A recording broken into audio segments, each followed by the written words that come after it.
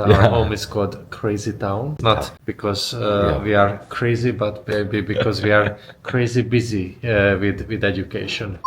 So we are like walking around the world, traveling around the world, and we are really handpicking those kind of tools which are the most successful, most useful, most engaging, most motivating for children in learning some new ways and learning by doing, basically. Wow. Also have books. This is our book about playful learning. Playful learning in early childhood education in Finland. Yes. So we wrote with 7 colleagues of mine, including real early childhood teachers, real Finnish kindergarten teachers. Wow. But also researchers like myself, and it's also a collection of more than 100 games in the book.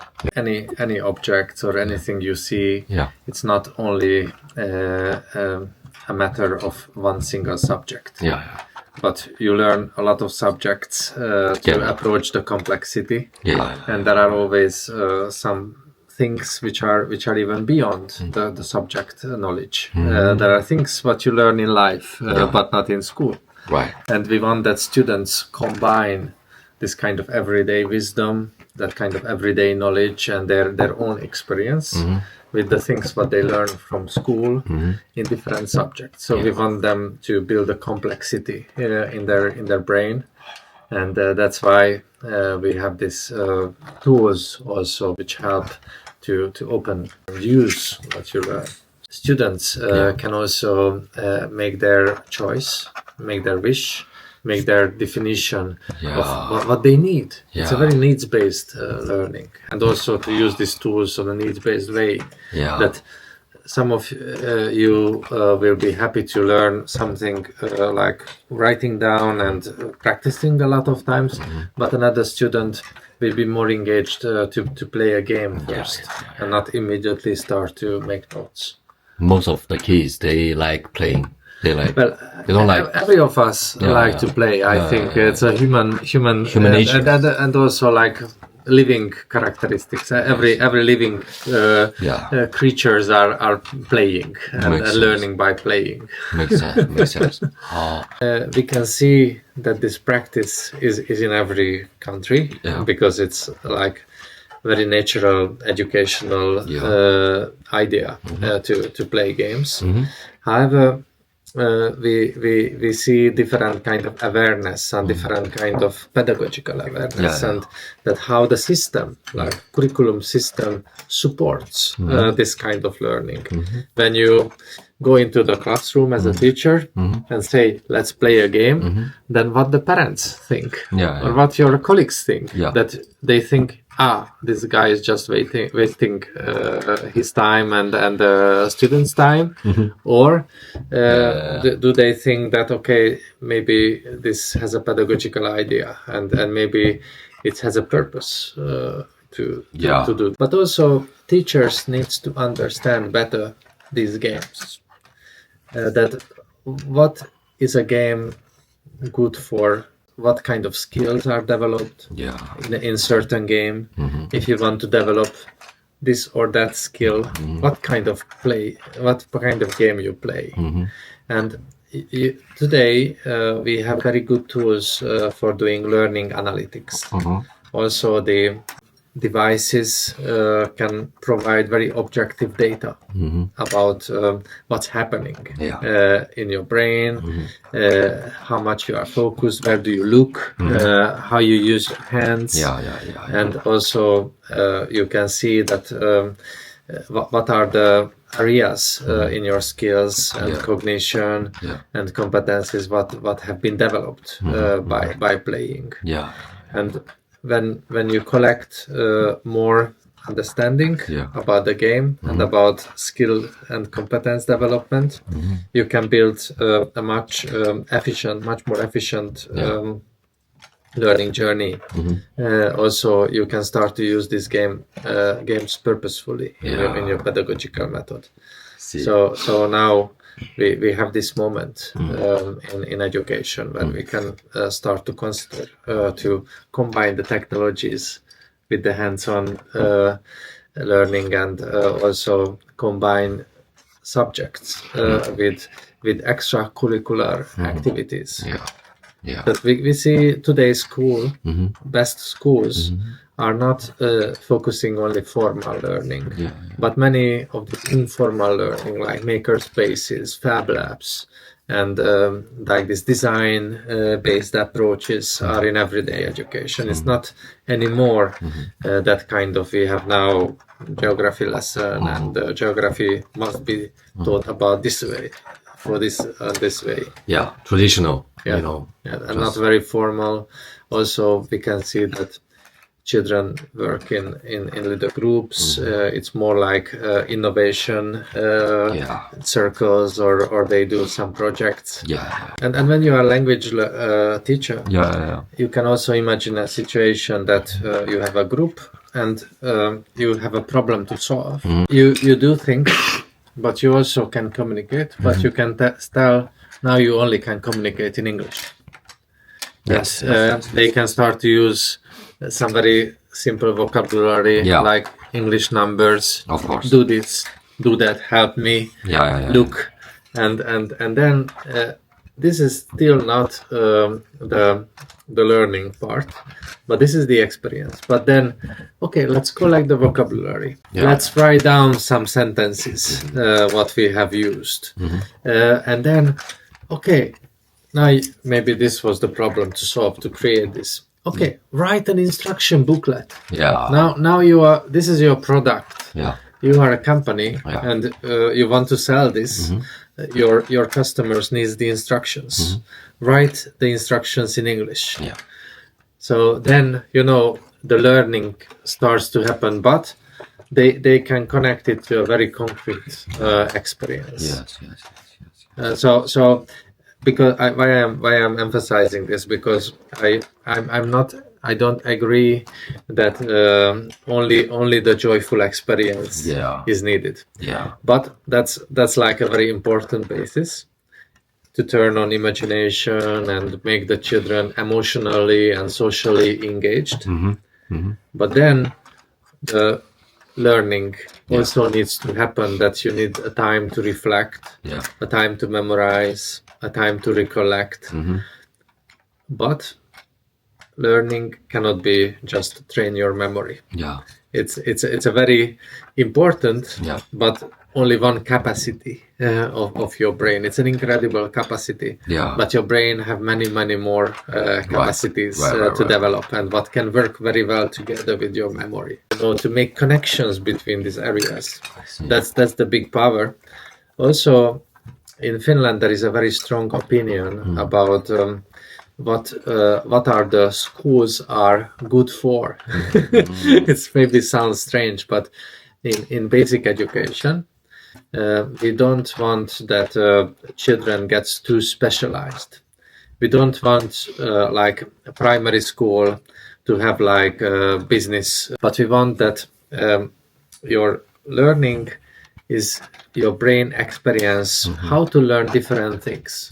Because in your life you will need to learn many different kind of things.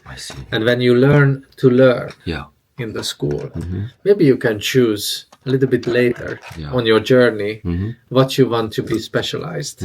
But you need the basic experience of how to learn different things. Maybe you can become a very specialized genius in only one thing, because your brain learned to learn that single thing. But it's not necessarily good in childhood to be focused on only one area. But it's good to have the experience in many things. Wow, that's good for kids. And explore their own wish, their own character, to develop themselves and discover what I'm interested in, what's my goal in my life, how can I be the best, the most useful for my friends, for my family, for my society, what I'm engaged, what I'm happy, happiness, so important, joyful learning, what makes me happy, that's a very important thing to find out in childhood, because later it can be very hard to find out. We never ask in Finland that what is the cost of good education. We always ask, what's the cost of the lack of good education? What's the cost when you don't have the good education? And society pays the highest cost if there are undermotivated people, if there are mental problems, if there are stress, and if there is social problems, and we take it granted that we know how to parent. But it's basically maybe not true. That we can be honest, and we also ask a lot of questions from our own parents. But there is also like a lot of inequalities. That's how we've been raised up. Some of us learned some parenting, some of us are lost, and there are even many situations when we feel lost as parents, because we are doing it for the first time in our life. We need to learn also parenting. And I think especially nowadays, this kind of focus also on the parents in the education system is so important. Because now when you look at the educational statistics, I'm also a researcher. I'm working in the Finnish Institute for Education Research. So we are responsible for the PISA data collection in Finland, PISA survey, the PISA studies. PISA is about? It's about learning skills and competencies. 14, 15-year-old students in all around the world are tested. How high is their intellectual... How they solve problems. And also from China, Shanghai district and some schools are involved. And we can see that one of the biggest threat nowadays in Finland, but also all over the world, that parents' social economical status, that if you are a rich parent, maybe your children have more possibilities to perform better in the school. But we don't want that. We want to give that everybody the same opportunity. And also that education is also a place for social mobility. That even if you come from a poorer background, you have the same chance to become successful. And also to have more talents, more gifted people, and everybody recognize their talent in the education. So that's why parenting has a very key importance in education. So we cannot change education focusing only on schools. You must focus on the whole society. And parents are the society. The key. So we have a lot of teacher group visiting us from all over the world, also from Korea, from China, from every countries you can imagine. But also we are training Finnish teachers too, and we provide training to Finland as well. I'm visiting professor in Hong Kong, also have a lot of cooperation in mainland China. So now what we are doing, that we have teacher training programs where we work together with teachers how to use artificial intelligence in their administration, in their curriculum development, in their lesson planning, in coming up with engaging tasks, because we want, but we say that this technology is not for replace you, but it's for cooperating with you and to make you more time to be in person with the students, to have high quality time with your students personally. This is the technology is meant to used for. It's not to alienate you, not to make you capable to train 1 million students at the same time, but have 1 million times more time to spend with a single student as well. Focus on every single student. And have the energy, have the capacity to bring your best personal power into the classroom. Wow. And leave all what you hate, all what makes you disappointed, like administration. Let's do the machine. And let's bring your human qualities to the classroom. There's a teaching training program about STEAM, about AI, about project-based learning. Yes, PBL. we offer these trainings. Yes, and also sustainability. And also how to grow this action competence of children. So not only learn about sustainability, but how to do it. And also about social and emotional learning. That is, when you are a subject teacher, you not only teach that subject, but you also teach a way how to live. You also teach how to communicate. You also teach how to turn to another person. And you must be aware of this. And when children think you are a good teacher or you are a bad teacher, it's many times your human emotional capacities are reflected there, and not that how much you learn about how much you know about the subject. And we try to bring this into balance. That learn a lot, know a lot about your subject, but also be careful how you try to make your students engaged in that. I'm curious about the PBL a lot because I am using the PBL like pedagogy in my teaching, and I know there's a school in USA called High Tech High. Do you think it's a good idea for that kind of school, like to incorporate fully PBL method into like curriculum, into the system? Yes, I think it's a very good idea. No textbook, just I think it's an excellent idea, but you need those teachers who are interested to do it.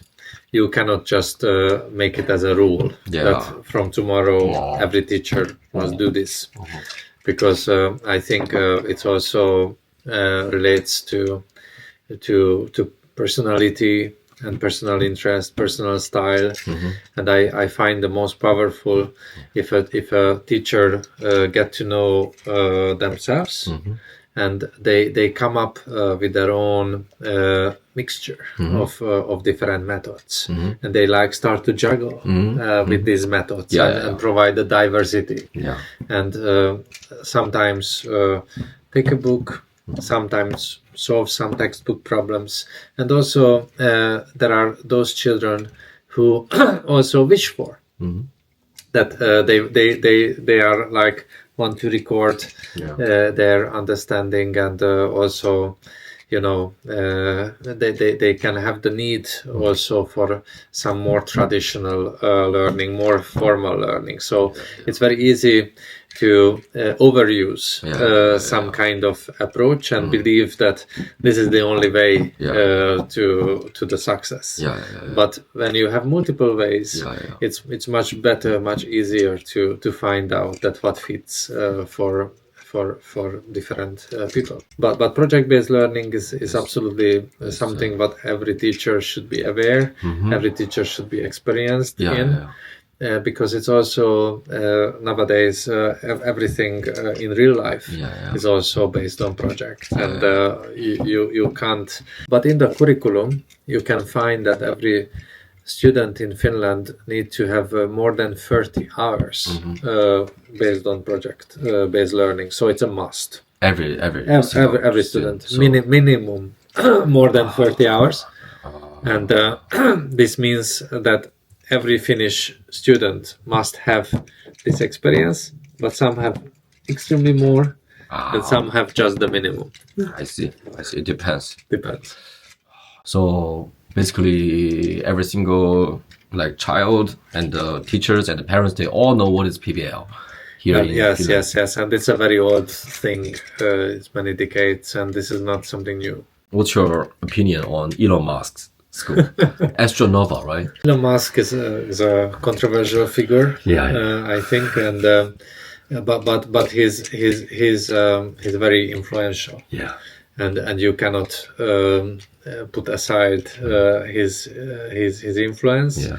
And there are many things in his achievements which is really admirable.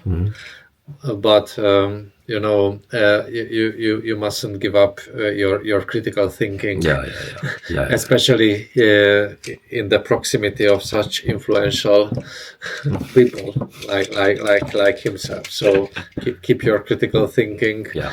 But there are a lot of negative effects. They really want to solve the problems, right? Solve the problems for the real problems like exist in the world, and they use the technology. Yeah, exactly. Finland is always try to be holistic. That's to have technology, but also have many different things, and very human-centered. So we never say that technology should replace what only humans can do the best. Technology is not for replacing our human capacities, but for augmenting, making us more capable to use our human capacities. That's what technology is good for. Keep it as a tool, and you always must be aware. The tool for what? Why do you use? And you don't need to use it when you can solve it also in other ways.